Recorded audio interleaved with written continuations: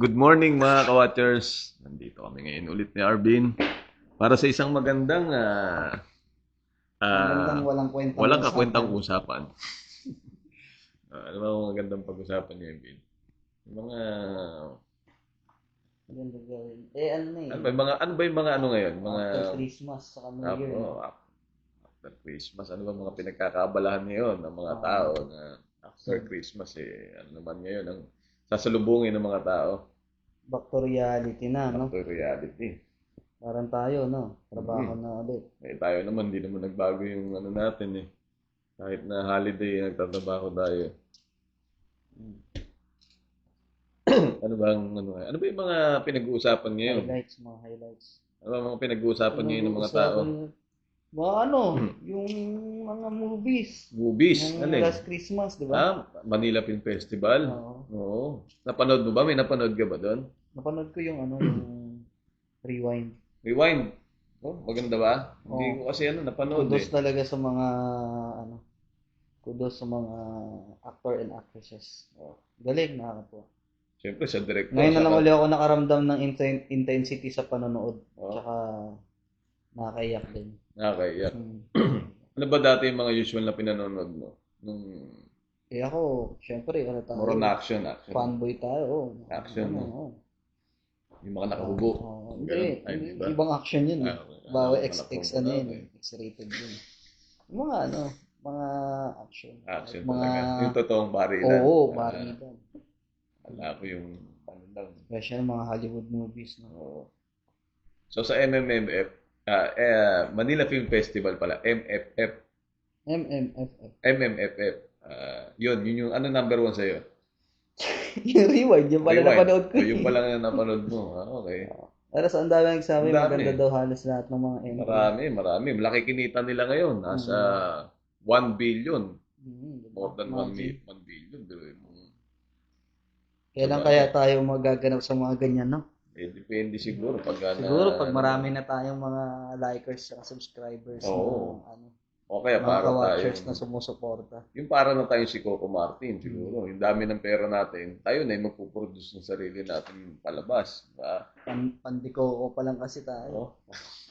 Pan ni Coco. Pandi Coco. Alam ko, Pandi Coco eh.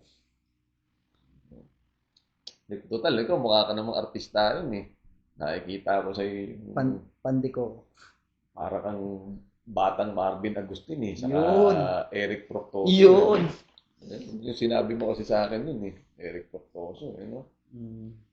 Oh, wala. Ano ba yan? Going ba yan? Wala siya. Yan. Dire-diretso yan. Parang lang. So kung ikaw, halimbawa, kung hindi ka naging ahente, ano yung magiging trabaho mo sa tingin mo? Except sa pagiging ahente. Ano to, yung pang idea work mo? Idea o kaya yung tingin mo, gusto mong naging trabaho pala. Gusto mong naging trabaho. Kung hindi ako ahente. Tingin ko farmer. Farmer ako. Talaga? Ayaw mo mag-chef, ganyan. Hindi, kasi magluto eh. Nung pinanganak kasi kami sa province. So, may sinasakahan din yung aming father na maagang kinuha ni Lods. So nangyari, nakakarating kami dito sa Metro Manila. Ayun, tingin ko kung hindi ganun yung nangyari. Naging farmer. Baka farmers ako. Farmers. Uy, magandang trabaho farmers. Oo. Magandang trabaho. Ganda nga. Dami ko nakikita ngayon mga vlogs na sila, di ba? Farming. Yung pala grabe nga yung farm nila na napanood ko pala. Yung farm nila Sarah Geronimo tsaka ni Mateo. Saka sila mga celebrity na sila pero diba? Imagine, gusto tayo pa nila yung ganung buhay. Tayo hindi magpa-farm. Simpleng buhay, Yung mga artista nga Oo nga, tama. Bumibili ng sariling farm para makapagtanim no? Ano yung mga gusto mong itanim kung sakaling naging partner ka? Bigas ba? O prutas? O gulay? Kung makakapili ako sa panahon ngayon, ang pipiliin ko itanim yung sili. Sili. Sili. Kahit anong uri ng sili. Minsan kasi sili, maabot di ba? 1 kilo, isang libo no? So tingin ko, bukod sa madali siyang padamihin, palakihin, tsaka buhayin. Tingin ko malaki yung potential ng yung sili. Potential ng lalo yung ngayon, income. may mga nagga-garlic sauce na ngayon, garlic paste, di ba? Garlic. Chili paste. Chili paste, garlic. So, isama mo na yung garlic. Diba? Meron ka ng sili, isama mo na ng garlic, di ba? So, yun yung aking gusto mo maging partner. Tingin ko farmer ako. Hindi dahil so farmer ng sili. Farmer ng sili. Sili. Ayos. Mahilig ako sa sili, mga ka-watchers. Ito, walang hilig sa sili. Walang hilig sa sili. O ikaw naman. Ako? Hindi ka ahente. Artista siguro. Artista. Kasi di ba nag-ano ka na talaga dati, no? Noon pa naman. Tatarin ko na kahit dati. Na medyo... Mas maganda ko siguro kung i-share mo dito sa video na to yung ipapakita ko sa kanila kung... Yung naging acting mo dati. Ko. Ano sabi mo nun? Yung bomba, yung tungkol sa bomba. Yung tungkol sa bomba? Oo. Boss. Ready na ba si Mariel? Nakabomba na ba? Hindi.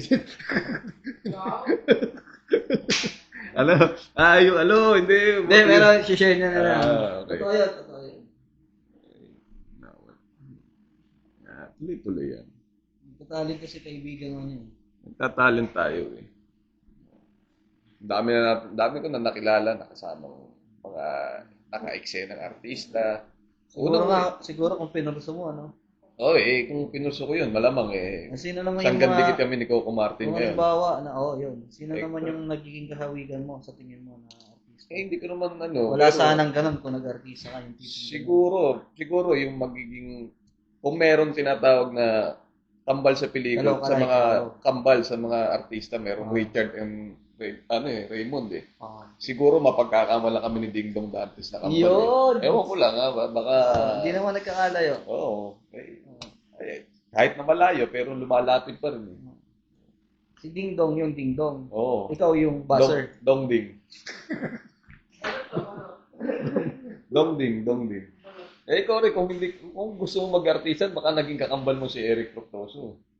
Saka si Marvin. Baka triplets pa kayo. Triplets, no? Pwede ring Romnick, no? Anong Romnick? F4. Romnick? Romnick, Dinig ko sa'yo Romnick. Tigil mo na yan. Diba? Mga ka-watchers. Yan lang namin Pag nagkikita kami ni Arvin dito, gusto ko talaga masulit yung araw na kasama ko yung kaibigan ko alam mo naman yung kaibigan ko, minsan namimiss ko talaga to Minsan kahit natutulog ako, hinahanap-hanap yung... Gusto talaga nababang Arvin.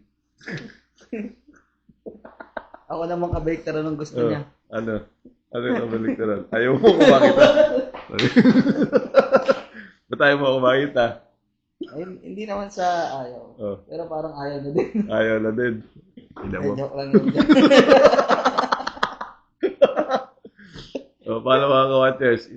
Gusto ko lang kung paabutin na ng 10 minutes para at least kahit pa paano sa 10 minutes. Ikaw, ano na napanood mo? Napanood ko. Wala pa malulungkot na ako kung papanoorin ko yung mga ganun Yung mga rewind, yung mga drama. Gusto ko talaga mga action gusto ko ako yung pinanood. Kaya mga ka-watchers, ako na lang panoorin yung mga ka-watchers.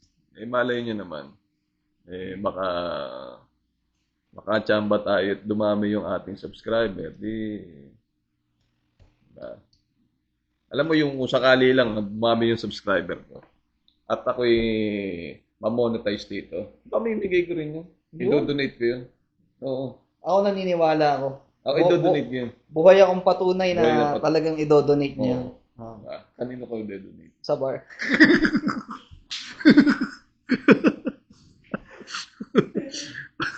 Paano mga ka-watchers? Hanggang dito. Alam niyo na, ha? Kaya, mga ka-watchers, kaya kung subscribe kayo, magpa-follow, and then mag-share. Marami tayong matutulungan. Yun. Marami tayong matutulungan mga manginginom sa bar. Kita-kita tayo. Oo. Magtatayo ako ng Medyo. magtatayo ako ng foundation. May narinigan din ako ito siguro, parang siguro i-ano ko na lang yun. I-affiliate ko na lang doon sa foundation niya. Yung iahon sa putik. Iahon sa putik. Foundation. Parang ako lang yun, Hindi. Hi Mika. Nag-vlog kami. Baka gusto mo sumama sa vlog namin. Mag-hi ka man lang sa vlog namin. Ha? May mic na siyempre. Siyempre, Hi ka muna dito, nag-improve na yung camera ko eh. Mag-hi ka naman, Mika. May tanong tayo kay Hi, Mika. Mika. May tanong kami, Mika. Kung hindi ka naging R&D ngayon, anong trabaho ka? Anong magiging trabaho mo? Yung sakali. Yung gusto mo yung talagang gusto mo. Gusto ko yung gustong-gusto. Yung gusto mo. Hindi. Yung parang medyo mas realistic na kung halimbawa hindi ka natanggap dito bilang research and development, ano ngayon yung trabaho mo? Nag-a-apply Sa tingin po mo? ako na management training. Management training. Hindi, yung talagang gusto mo lang. Halimbawa, yung labas sa mga, Ano hindi naman yung opisina. gusto mo? Hindi Yung opisina. ideal job mo, ganun. Gusto ko po na mag-work sa NGO o kaya po sa government, sa National Historical Commission. Yun. Speaking of NGO, di ba? Kagaya niyan, si MDO. Ako si MDO. Ang gusto mo. ATO. ATO. Puro may O. Si MDO is balak magtayo ng foundation. Oo. So tingin ko na kuha na tayo. Siguro, may office na tayo. Diba? Kasi meron akong gagawin foundation, yung Iahon sa Putik Foundation. Ayun. Simika na ang ating NGO. Gagawin ka namin, bakit? Nakaisip ko kayo agad ng pangalan. Meron ako. Yun yung gusto ko talaga, Iahon sa Putik Foundation. Kasi gusto ko tulungan yung mga yung nalulubog sa putik. Kaya Iahon sa Putik Foundation, yun ang mga gusto ko talaga tulungan. Mga Yung foundation. Okay. Walang putik. Kung walang putik. Walang dulo. Pero imposibleng mawala ng putik. Hanggat may ulan, may putik. Kung walang putik, walang Tagtuyot. Pag walang putik, tagtuyot tayo. Okay. So, agad dito na lang mga ka-watchers. Sana ay may manood ng vlog ko na walang kakwenta-kwenta. Alam niyo naman, yung usapan dito, puro walang kwenta. Puro walang kakwenta. Okay, sige. Maraming salamat sa inyo mga ka-watchers. Hanggang sa muli. Bye-bye.